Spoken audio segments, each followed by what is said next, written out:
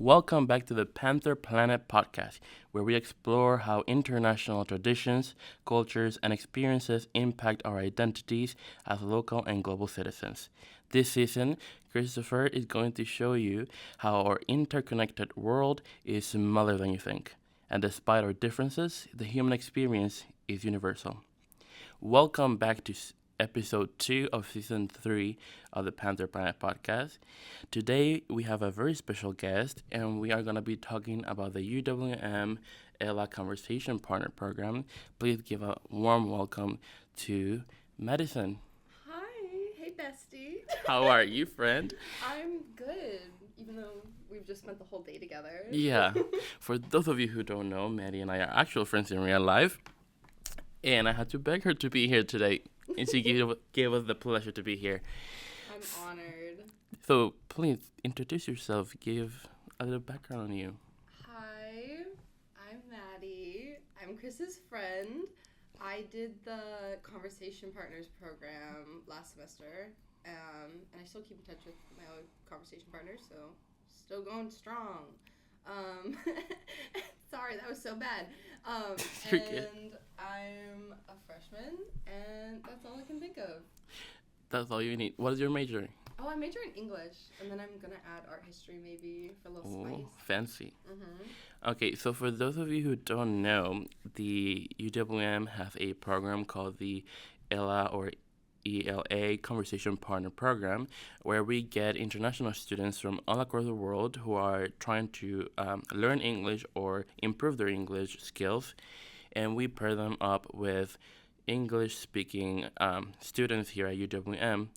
And through the course of the semester, they get together, they go have coffee, or they go hang out, and they just have conversations and improve their language skills in English. Sometimes the American student will also improve their skills in a foreign language depending on their conversation partner. So it's a very interesting and very helpful program that the university has to create stronger relationships among the international students and American students.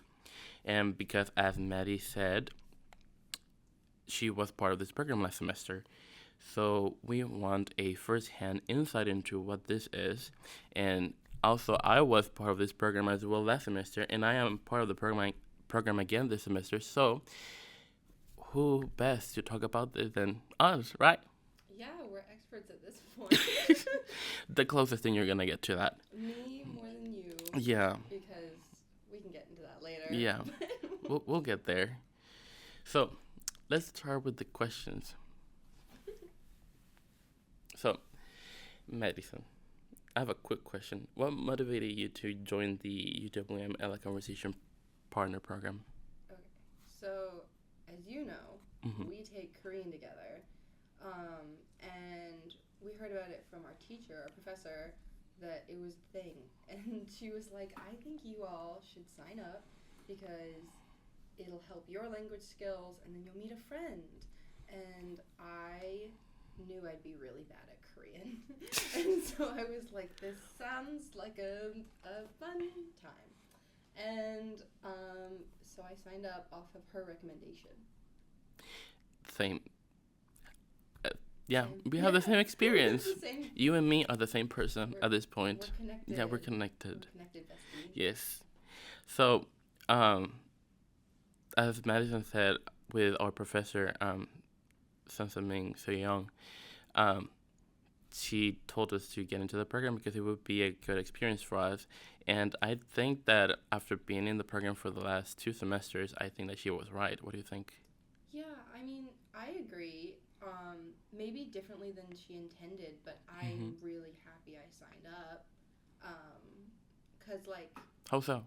Okay, so like, I went in expecting to like improve my language skills, but then when I sat and I talked with my conversation partners, one of them said to me, they're like, I really want to get better in English, and I want to make American friends and do this and that and that. And I was like, okay, I need to be the one to help more, and like think more of her, because I found her to be like one of my conversation partners in particularly, a really good friend who like I cared for like a friendship level.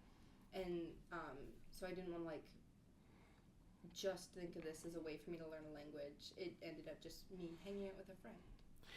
That is a perfect segue into our next question.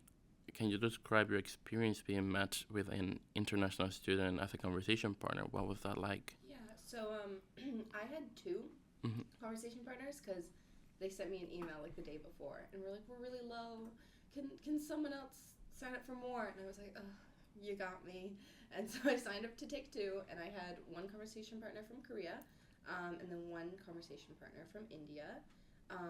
And it was really interesting. I right away was really scared of like being a really bad conversation partner. So I emailed them before we met, and then I Same. met them right away. And at the big meeting where everyone was, and paired up right away, and like hung out with them at there, and it was really nice. I liked them both. All three of us kind of became conversation partners, even though the other two didn't per se need to. And then we all exchanged phone numbers and Instagrams, and it was really nice. And those two were even talking about like, oh, we're texting each other, and I was like, that's so cute. I love this. And that was the beginning. Yeah. Yeah, I think that for me the experience was very similar. My conversation partners as well, I had two. I had one from Colombia and another conversation partner as well from India. And in the beginning, I was a little bit nervous. I didn't know what to expect. Um, and then we got to that event at the beginning of the semester where we get to meet our conversation partners and have pizza. And we just met each other from across the room. And from there, it was just so easy because we all just wanted to make a connection with someone and like help each other improve our language skills and just make friends. So we just started asking questions to each other, and we found out that we had a lot of things in common. And from there on, it's just like talking to a friend. So I hear from many people that were also in the program, it's a very um, common occurrence that the conversation partners from America and the ones from any foreign country become friends very easily. So I don't like that about the program. So how often do you meet your international partners, or you did last semester when you were part of the program? And what type of activities or conversations do you typically have with them? So we last semester we would try to meet at least once a week. That's what we did. This semester is more sporadic. Not as much, mostly text and then a few conversations. Because this semester is much harder.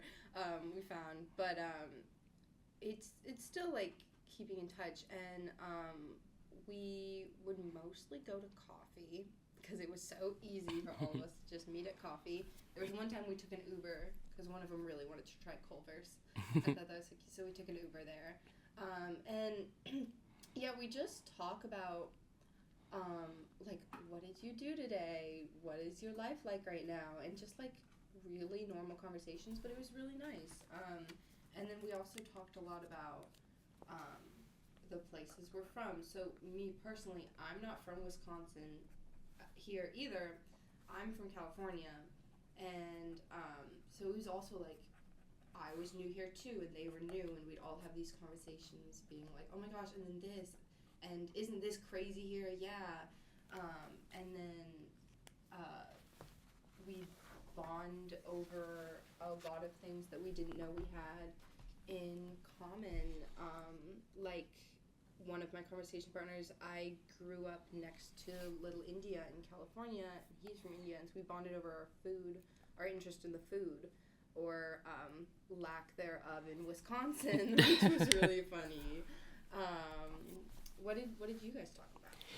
Well, with my conversation partners, they were very interested in the whole concept of popular culture, which I had never thought of before. Well, that's not precisely true. I did think about it when I was learning English back in 2018, 17, when I first arrived to the US. And then I forgot about it because I was just engulfed in it during the last 7 years that I've been here. So I didn't think about it much until I met them, and I remembered that that's something very important to get involved with American culture. You have to understand popular culture. Um, but it's something that unless you are an outsider to it, you don't really see it Yeah. or understand it.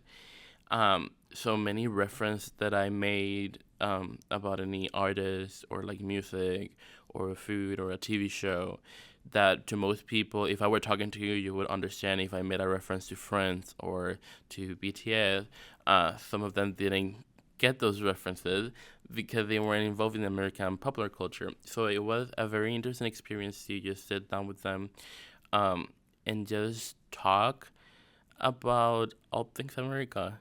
And whenever they had questions, then if I didn't know the answer, we would just go into Google together and figure it out and talk about it, um, and have a very big laugh about it because some of the things that we found out were just ridiculous.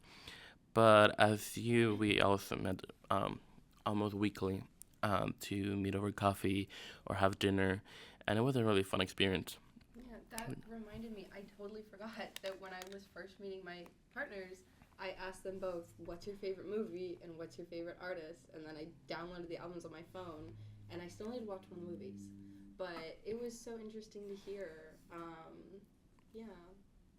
Yeah, it's really like in the beginning I always thought that this would be a very professional relationship with them. I'm helping you improve your English, and I'm getting to meet international people. And that's about it. But as time went along, it was just meeting a very good friend, which I really really liked. So next question: what challenges? Because I know there were many for most of us. Um, have you encountered while participating in the program, and how did you overcome it? I think my biggest Mm-hmm. difficulty was like not particular to this program. I think it was just finding the time to hang out with a friend. Mm-hmm. Um, it's always hard, especially when you have exams going on all the time and you have different classes and all these things. It was still as hard to find time to meet up and then make it feel like, oh, we have to meet once a week because the program told us to, instead of like just hanging out because you want to, which I think is a better way to go about that. Um, what about you? I think that with my case, I had two different people from two different countries, two different perspectives in the world, and sometimes it would, whenever we have in a conversation, we needed to have into account that we didn't all have the same perspective on all different topics, and I needed to step back and like reassess the situation and be like, have an open mind and think about what they're saying, where they're coming from, and then have a conversation from that perspective and go forward. That wasn't a big issue, but it was something to have in mind and to be careful about. But as well, since became friends, it's just like with any other friend of yours. When you don't agree on something, you just have a respectful conversation about it, trying to understand their perspective, and as well just finding time because we're in college, we have a lot of classes, we don't have any time to hang out.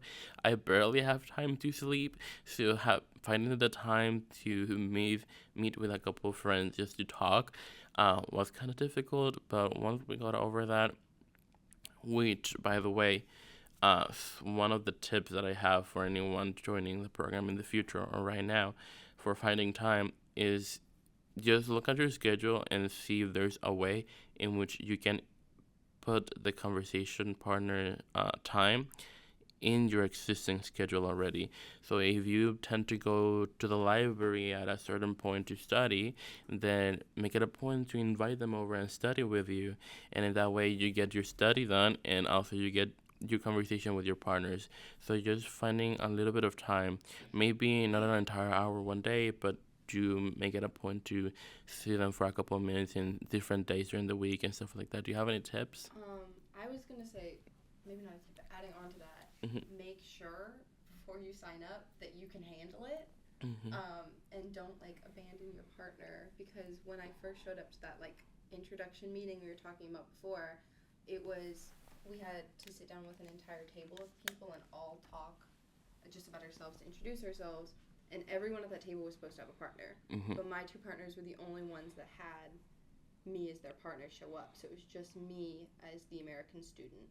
And then the table was international students. And I talked to all of them. And then in that day, kind of tried to treat them all like my partner. But Mm-hmm. the rest of them were even like, she emailed you? She talked to you before? That's so cool. My partner has, I don't know who they are. Yeah. And it's like, that sucks. If you sign up, Please show please up. make sure you can handle it. Yeah, I remember that day. It was very sad because it was how many?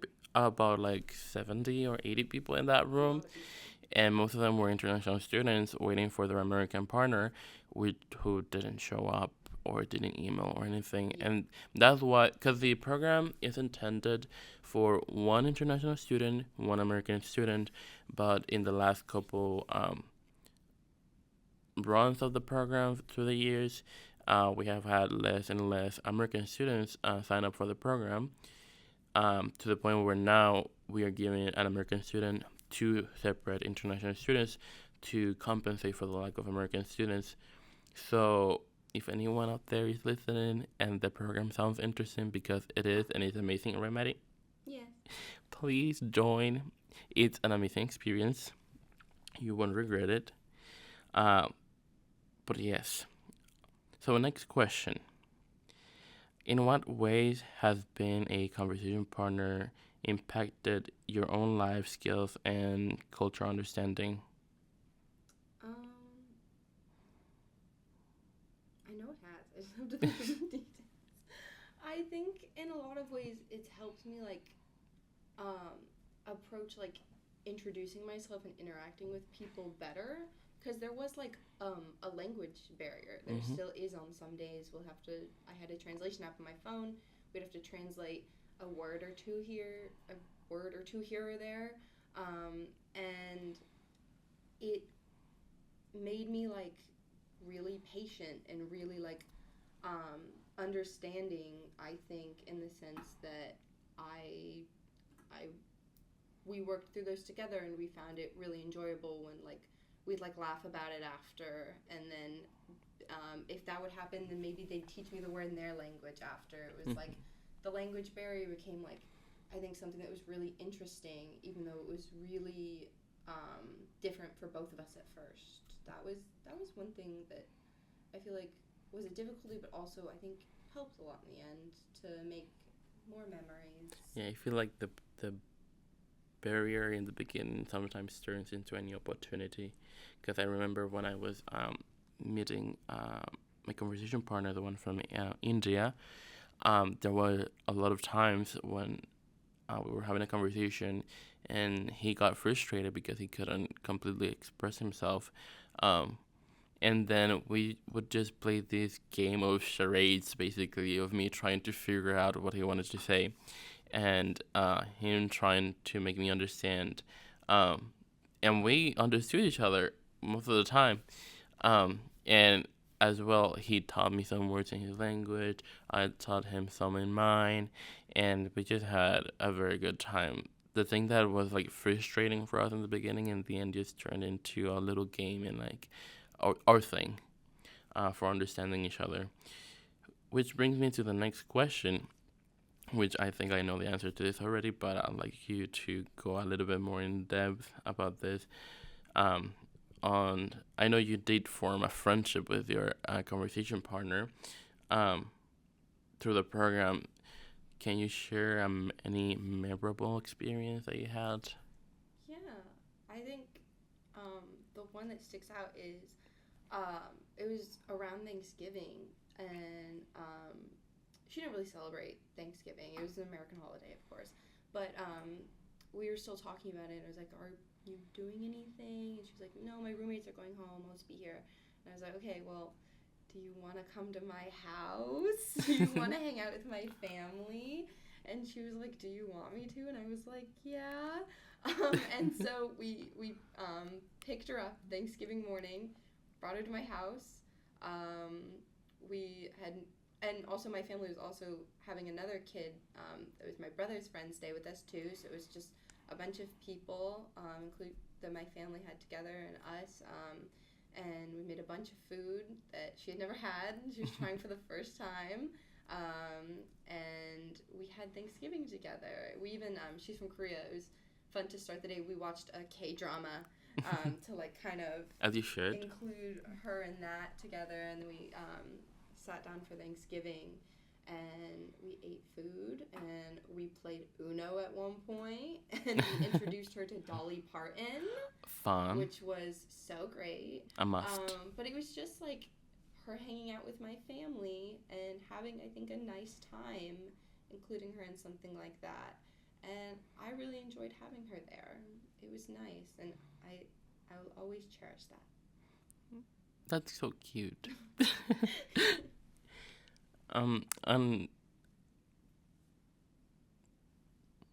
In a different question, have you gained any new perspective or insight into the different cultures or global issues as a result of your relationship with your conversation partners? This is a deep question, bro. You can just see it as maybe something you didn't understand about, in this case, Korean culture, that now you're like, oh, that's why. Or like, oh, I never knew this about Korean culture. That because you met this now friend of yours, you get to understand a little bit better now. Funny thing is,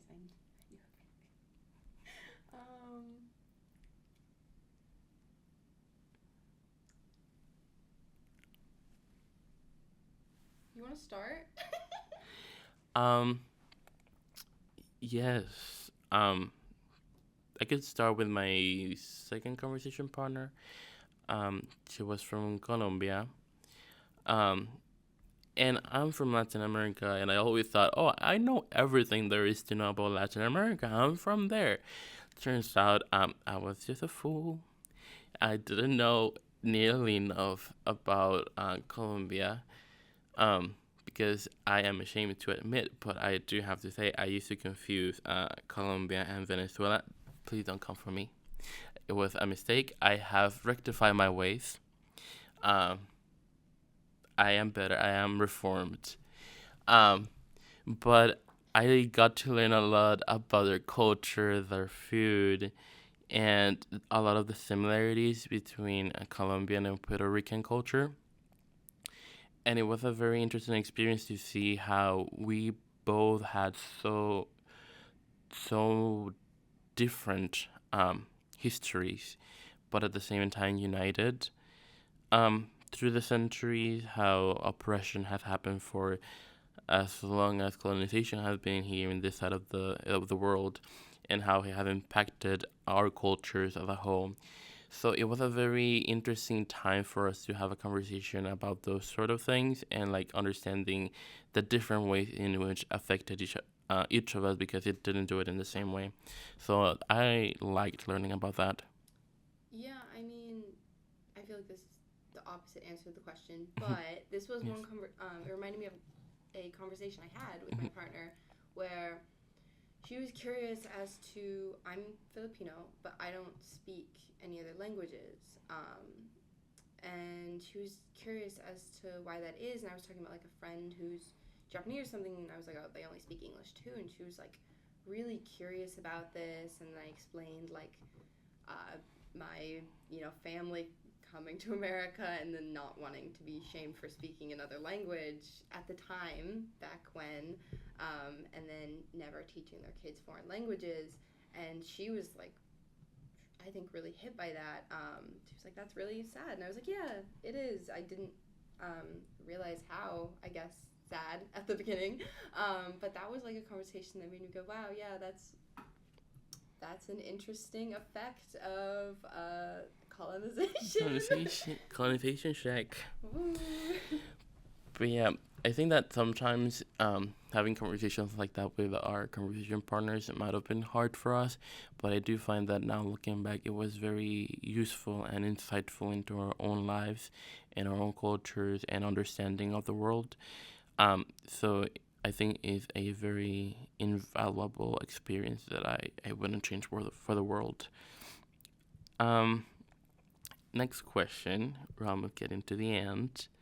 What advice would you give to any other students, or to me, who I'm again joining this year for the program, who are considering joining the UWM ELA Conversation Partner Program? Well, I'd start with reiterating, if you sign up, before you even sign up, Show up.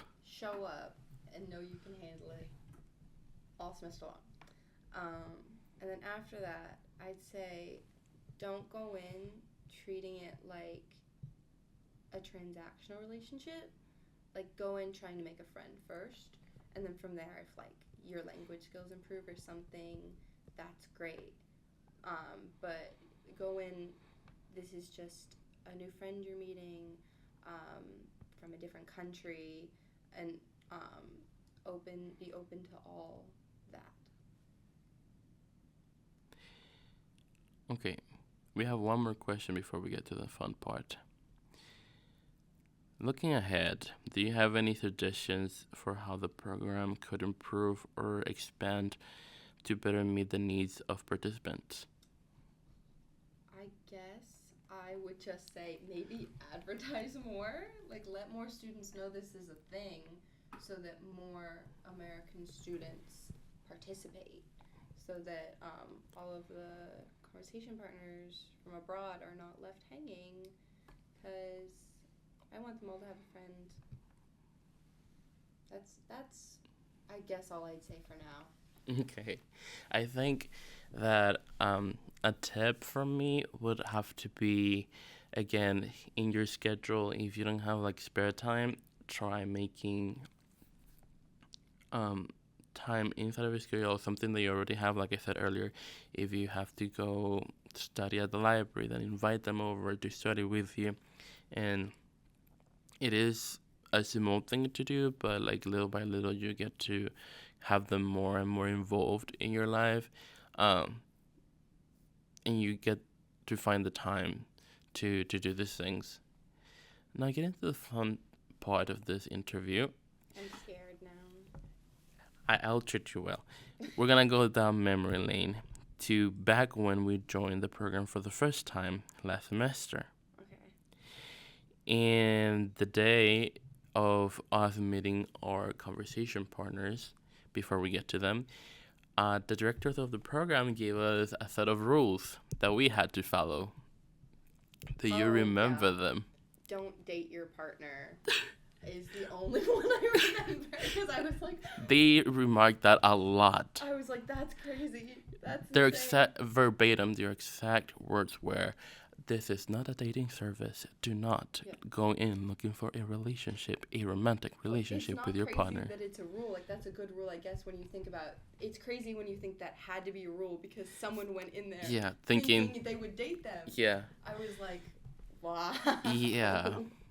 Also, another rule, I don't know if you remember, this is not a tutoring service. Yes. Your American conversation partner is not here to do your homework. Yes. I'm like... And when you think these all had to be rules because someone did that did it. Yeah. I'm not gonna lie, though, I did offer to help with that. Because all their classes are in English. But that was one thing my conversation partners told me. Yeah. All their classes are in English, so it's double as hard because they're going through the same classes as me in a foreign language. Mm-hmm. I was like, if you need help, let a girl know. For real. But because I'm still in the program, I have not done their homework. I didn't touch any homework. Yeah, we just gave them tips. They didn't accept my tips anyways. Yeah. So they're really much better students than me. Yeah. Seriously. Do you remember any of the other rules? I don't. Me neither. Those main two stuck out of my head as being because they were the more like, what? Wow. Yeah, they were the wild. More simple. Yeah. Like, meet every week. Make sure it's like an hour. Communicate. Speak in English for the most of the time. Yeah. Because they're here for them to learn and improve their English skills. It's not for you to improve your foreign language skills. But if it happens, it happens. It was really simple rules for the most part, except for those two, which shocked me. For real. But they're there for a reason, I guess. Yeah. Whoever in the past did that Shame on you.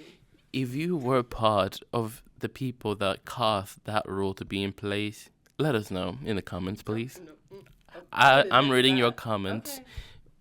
We'll listen. Now Okay, Mr. YouTuber. we're listening.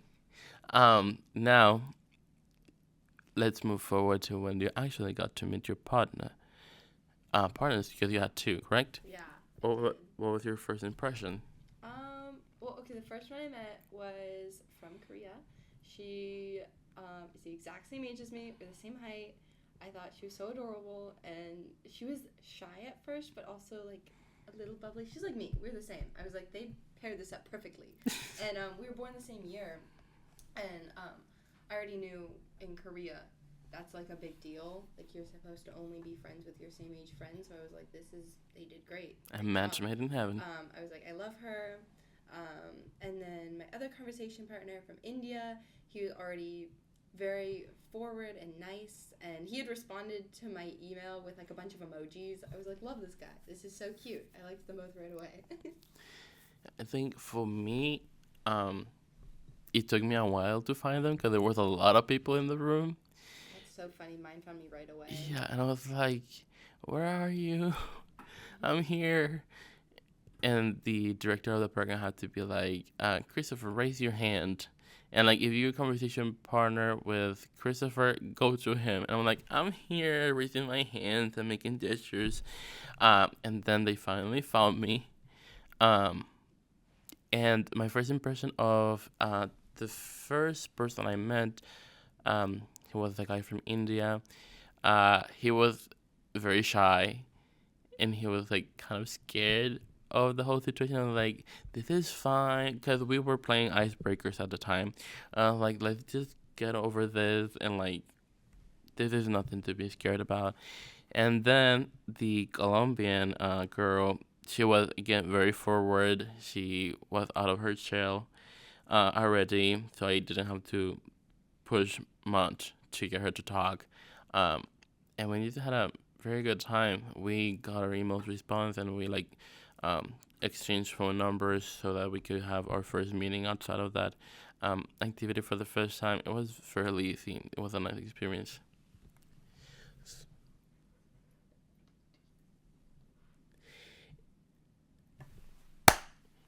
And then, do you have anything else you want to say, talk about your memories, or any hope for the program, for conversation partners, anything you want to talk about? The microphone is yours. That's a lot of pressure, bro. Anything? Anything. Hi, conversation partners. You probably won't listen to this. I like them a lot. I think people should sign up so that people have more partners. And the experience is really nice. And since I was just randomly handed a mic and told to speak, that is all I have to say. Thank you.